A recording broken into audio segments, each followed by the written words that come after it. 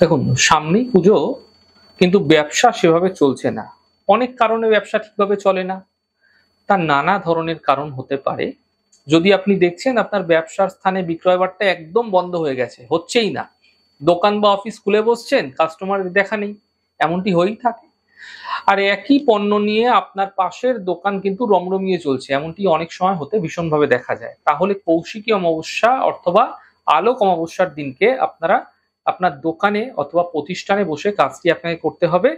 এই দিনটিতে আপনারা নুন ছাড়া খাদ্য গ্রহণ করবেন। সবথেকে ভালো হয় কি ফলাহার করলে। দোকানের বা প্রতিষ্ঠানের পূজাস্থলে একটি ছোট্ট স্টিলের কৌটোতে শিয়ার শিঙ্গি রাখুন এবং তার উপর সামান্য সিঁদুর দিন। সিঁদুর দিয়ে কৌটোর মুখটি ভালো করে বন্ধ করুন।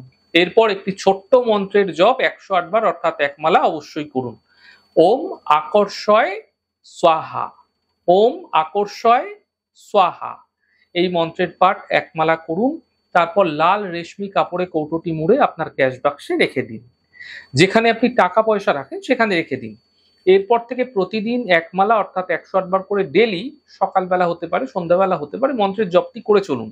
এই ছোট্ট প্রয়োগ করে দেখুন, ম্যাজিক্যাল রেজাল্ট আপনারা দেখতে পাবেন।